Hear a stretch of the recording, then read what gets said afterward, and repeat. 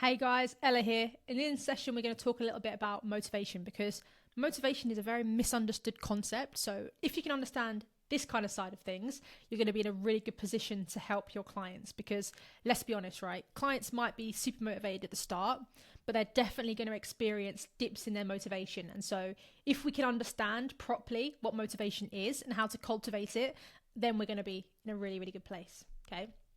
Now, the common understanding of motivation is that it's either extrinsic or intrinsic. So you'll likely know motivation like this. Yeah, so if somebody is chasing a goal for extrinsic reasons, they're doing it because of if they're going to get money, they're doing it because of what other people are going to think about them, they're doing it to win an award. So in terms of fitness, a person doing something for an intrinsic reason would be they're just doing it for the outcome, right? So they're only going to work with you because they want to lose weight. Or because they want abs, or they want to fit into something, or they got their wedding come up, right? That's all extrinsic. It's outside of the person. And then intrinsic reasons or intrinsic motivation would be doing something for internal reasons, right? So the doing of the thing itself is inherently valuable, it's enjoyable, and it gives you a sense of meaning. Okay, so that would be all the intrinsic reasons. So, for example, it's competing in a competition because you love that sport, or it's going to the gym because you enjoy going to the gym, or running because you like running. So this is typically the way that we look at motivation, but it's a bit incomplete.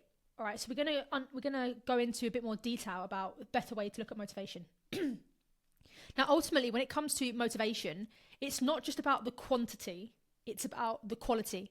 So we often spend a lot of time saying things like the person isn't motivated enough. They don't have enough of motivation, right? And whilst the quantity of the motivation is important and it's easier to do things when you have a lot of it, what is far more important is the quality of the motivation. There's nothing worse than a person having poor quality motivation because that is not going to keep them going in the long run. Okay, so we are going to talk about what are the different qualities of motivation and how would we help our clients to cultivate a higher quality motivation compared to other forms of motivation. Okay, and so rather than looking at it through the lens of is this intrinsic or is this extrinsic, we're going to start looking at it through the lens of is their motivation controlled or is their motivation autonomous? All right, so controlled, it comes along with these feelings of they're doing it for an external reason or they're doing it because they feel like they have to, whereas autonomous is that they believe they have choice over what they're doing and it's something that they want to do, right? We're going to go into this into more detail, so it's going to make a lot more sense, but actually that is the heart of it, right? That's the heart of the quality part. And so I'm going to introduce you guys to a concept called self-determination theory. This might be something that you've heard of before. It's actually a really big theory that's made up of lots of different theories, and this is just one component of the theory, but it's one of the most useful psychological theories, so you definitely should know it, right? Because it's really, really going to help you. But effectively what it is it's a continuum of motivation. So it outlines the different forms of motivation from the lowest quality to the highest quality. And then you can use this because you can kind of map out where clients are. And you can also know how to move clients along so they have higher forms of motivation. So the lowest quality of motivation, or actually no motivation, is what we would get here, right? And so this is when somebody doesn't see the value in what we're asking them to do, and they don't think that they can do it. Okay, so if you've asked a client to do something, it might be squats, it might be to have a certain protein target, you might notice that they just don't do this behavior, right? Maybe there's that one exercise they skip off when they're working out. Now, part of the reason that they do that is probably because they have no motivation to do that thing, because they don't see the point in why they're being asked to do it, or because they don't think that they can do it. So maybe they don't feel confident in doing the squats. And then that obviously leads to no motivation, because as humans, we do things that we think we are capable of doing. We don't often do things that we don't think we can do. So that explains that. So if you've got a client who's non-adherent, it might be worth thinking, do they actually have any motivation to do this behavior, or are they only doing this behavior because I've asked them to? In which case, no wonder they're finding it hard to adhere. Okay. The next form of motivation, which is slightly higher in quality, but it's still poor quality motivation, is when somebody does something for an external reward or to avoid a punishment. Okay, and what we would call this, right, is compliance. They do it because they must. So in terms of, sticking to the speed limit, people aren't necessarily doing it because they want to. They're doing it because they want to avoid getting a ticket, right? So they do it because they must. They're complying with a rule or a law.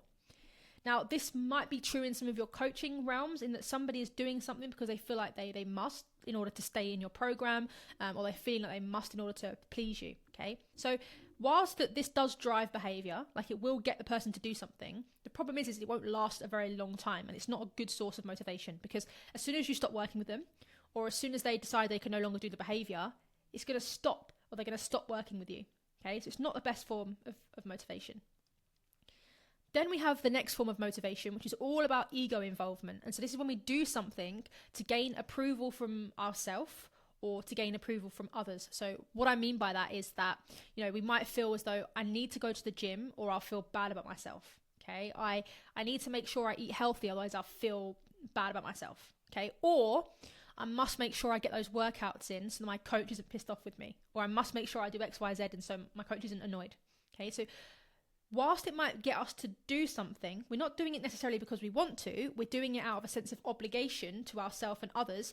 And then what that does is it then creates this feeling of I have to do it. So if a client is sitting there and they're thinking, oh God, I really need to go to that gym session so that my coach isn't annoyed at me, that then creates this feeling of I have to do this. This is something I need to do. I should, I must. And along with those kind of feelings brings along that sense of control. Okay, so that's the next form of motivation. Then, as you notice, it's starting to turn green, right? Which is indicating that we're starting to get into higher qualities of motivation, better forms of motivation. And this one is where a person does something because there is personal importance. They're doing it because it matters to them, right? It matches their goal. They see that it's important, and so they want to do it. They choose to do it, and they might actually value the behavior. Okay, so I want to because. This might be, for example, they do their steps because they can see how that gives them more energy, or they can see that that's helping them to maintain their weight, right? And they want to do that. Then the next level up, even a higher quality of motivation, is when somebody does something because it matches their identity, right? It's just who I am. It's part of who I am. Now, a lot of coaches do jiu-jitsu, right? Brazilian jiu-jitsu, or they work out, they go to the gym. And a lot of the time, if I was to ask you why you do that, you would say it's just who I am. I've always done it, or it's important to me, or, it just makes me me. That's great, because then what happens is that behavior has become integrated into your personality. And so when we do something that's aligned with our identity, we're going to have a much greater chance of doing that in the long term, and we're going to be doing it more frequently, and we're going to do it even when barriers get in the way. Okay, if you play a sport, you go to that sport, you go to the training sessions, you play the games because it's who you are, because you enjoy it. And that is the ultimate source of the highest quality form of motivation is purely intrinsic motivation. It's that sense of you're doing the thing because the thing itself provides you with satisfaction, with meaning. You enjoy it. It interests you. Okay, so that's the highest form. That's why we tend to do the things that we enjoy, because they feel good to do those actual things. Okay, now the fact is a client can sit anywhere on this scale and they can move up and down the scale, and you might notice that you can feel different ones at the same time. For example, let's take the gym. If you're a coach and it's important to you to go to the gym, it's part of your identity and you actually enjoy it, there will be some days where you go because you feel like you have to, right? Or you go because you feel like you must go. But the thing with this is that you're still grounded in an intrinsic form of motivation. Like, you still like that thing. It just happens on that day. You don't fancy it. But overall, it's still something that you really value. And so that's why you're able to do it. The problem when we're working with clients is oftentimes they haven't been given enough time yet to develop the intrinsic motivation, or the behavior hasn't become part of their identity. And so when they have those days where they feel like they have to, they don't have the higher quality of motivation that gets them there. Okay, they will only feel like they have to, but they won't be enjoying it. And so that's why they don't tend to adhere. So in summary, these forms of motivation, we would call them controlled. And that leads to this sensation of no perceived control. That's not to say that they don't have a choice. The client will always have a choice, right? They don't have to do these things, but it's the perception of choice that's extremely important. If a client has one of these three poor qualities of motivation, they will feel as though they have to do it. They will feel as though it's something they need, and because of that, it will create this feeling that they have no control, and that will lead to less likely in engaging in the behavior, or it will result in them stopping the behavior earlier than what's required. Okay, whereas these forms of motivation are called autonomous because the person feels as though they have a choice. One second. the person feels as though they have a choice, and then it changes their relationship to that thing, and it makes it easier for them to do it. Okay. And so it's really, really important is that when we're working with clients, they have to cultivate these more autonomous forms of motivation, because if they don't, it's going to be much harder for them to do the behaviors. And this can be quite tricky, right? So we have to explore ways to get to that intrinsic motivation. There's also a brilliant book on this, and intrinsic motivation has been explored a lot. If you're interested in like flow theory and things like that, that's a brilliant idea. It's this idea that to be intrinsically motivated, we have to be curious about the thing itself. We have to find enjoyable. We have to have a sense of autonomy, get into flow. We have to have the capability to do the thing. There are loads of factors that go into intrinsic motivation, but it's super important. So what we want to do is we want to move clients along the scale. And so firstly, I want you to think about some of your clients and think about where they sit. And language is really important. If you're actually hearing clients say things like, I have to, I must, that's giving you a big indication that they're perceiving this as something that's controlling, right? They're not yet perceiving this as something that's valuable to them. Okay, so have a think about the clients that you're working with. Think about where they would sit on this scale. Think about yourself and the things that you enjoy, right? Where would that sit? And then what about the things that you don't enjoy? Where would that sit? Now, the way that we coach, like I said in the first session, the way that we coach has an impact on the quality of the motivation that the person experiences. So fortunately for us, we don't just have to hope that the client will feel intrinsically motivated. We can actually create an environment through our communication, which we're going to be talking about in the next session, and also through our program that makes it more needs supportive. That's what we call it, right? When we meet a client's certain needs that we're going to go into, it makes it more likely that they're going to have this autonomous form of motivation, which makes it more likely that they're going to engage in the behavior. Now, what the things that we do as coaches that keep them stuck here in this no motivation state is when we ask clients to do things that they have no interest or desire in, right? So maybe we're asking the client to track even though they don't want to track. The problem with this is that they'll be able to do it for a short amount of time, but they won't be able to do it forever because they don't see the value in it. Okay. What I'll do is I'll just quickly pause and then I'll move my head out of the way so you can actually see what it's saying.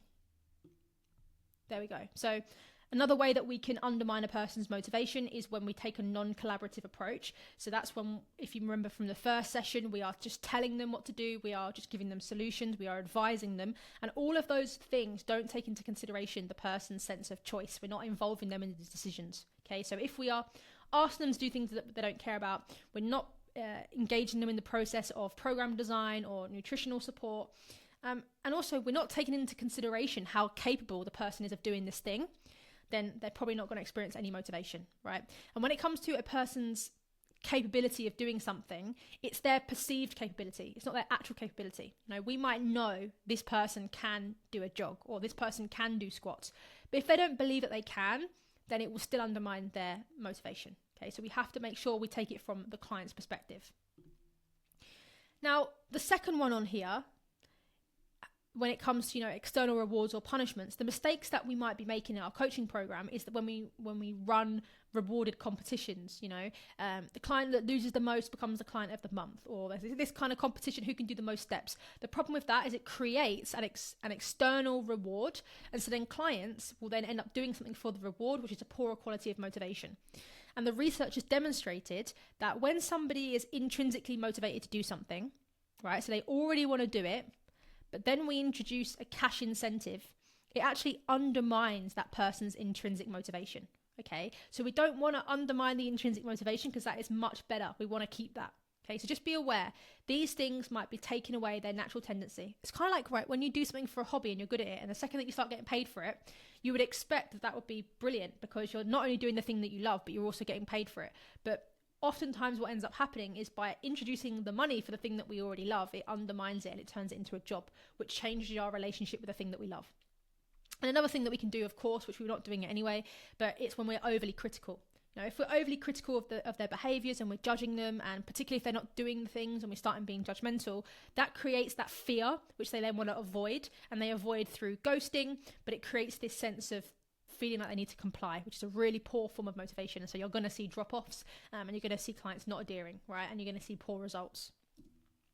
And the final one, this was the final part of that controlled motivation, is when somebody does something to get approval from the self or others. And so some of the mistakes that we might be making that we need to rectify is offering too much praise and too much judgment. Now that seems odd, like why would praise be a bad thing?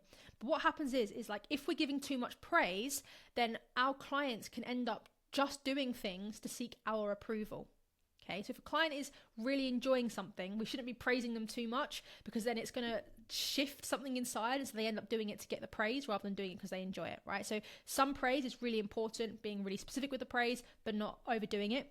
And the same thing with the judgment. If we're being really judgmental, then of course that's going to create that inside a client wanting to please us and not wanting to disappoint us, basically. Another thing to look out for is our language, but also the client's language. So trying to avoid saying to the client, you have to do this, you need to do this, you should be doing this. You know, if you want to be healthy, you should be doing X, Y, Z, or you need to be doing this. Now, it's not that they don't need to do those things. They might. It's that saying the words need, have to, and should creates a sense of that they're being controlled, right? It's a controlled form of motivation because the person internalizes that as I should do this, I need to do this, and that creates that control. Whereas what we really want them to feel is they're doing it because they want to do it. Okay, so we want to try to avoid that language, because that language is going to create a poorer quality of motivation. And again, same sort of thing. We don't want to be prescribing behavior and just telling them what to do all the time. There's a time and place for that. We tell them what to do when they're overwhelmed. We tell them what to do when they've asked us or when they've got no sense of direction. Otherwise, it needs to be a collaboration. Okay. Now, the thing with this theory is that when you think back to being a kid, when you're a kid, we're all intrinsically motivated to move. If you look at a kid, right, they're running around, they're doing cartwheels, they're messing about, and they're not thinking about exercise as being this difficult thing. They just do it naturally. Then what happens is kids enter school, and then they start getting feedback from other kids. You know, maybe they're not good at it, so they get teased. Maybe they have to do it in PE class. So what used to be fun now becomes a bit tedious because now there's rules and now there's ways that they have to do it. Okay. And also their sense of connection gets kind of disrupted a little bit. And so when these needs get thwarted, that's when a client's motivation, a person's motivation starts to wane for that activity. And so people's early experiences of movement when they're at school is a really good predictor of their movement when they leave school, because their needs were being thwarted. So as humans, we have these 3 psychological needs. And if these needs are met, then we will be intrinsically motivated to do something. But if these needs are thwarted or something blocks them, and then that will undermine our motivation, okay? And we'll have a poorer quality of motivation. So that's that idea I was just talking about when we're a kid. When we're a kid, we are already intrinsically motivated, and then something will thwart one of these, or 2 or 3 of these needs, and then that will get in the way of us doing the behavior. And so these needs are autonomy, competence, and relatedness. Okay, so you might have heard this as ABC, which would be autonomy, belonging, and competence. There's loads of different ways of describing the same thing, but essentially this is what humans need, right? A person needs to feel that they have a sense of control and choice over what it is that they're doing. They have to feel that. And so if we're blocking that feeling in any way within our program, then we're going to undermine that. A person has to feel like they're capable or they're good at what they're doing. So if we're asking them to do things that are a bit too difficult, or the client is failing too often, it's going to undermine their competence and it's going to reduce their motivation. Okay. And a person has to have a sense of belonging or connectedness. So within our program, they have to feel connected to us. They have to feel like we have their best interest in heart, and that relationship has to be strong because it's going to make it more likely that they do something. And so if there's a rupture in the relationship, or, you know, we're clashing, they're going to be less likely to do the behavior because it's going to impact their motivation. Okay, so what we're looking at then is how we can communicate and what changes we can make in our program to enhance autonomy, competence, and relatedness. All right, and then what that will do is that will move them along the scale, and so the quality of their motivation increases, which means that they're going to be able to engage in the behavior for longer, and it's not going to feel as difficult.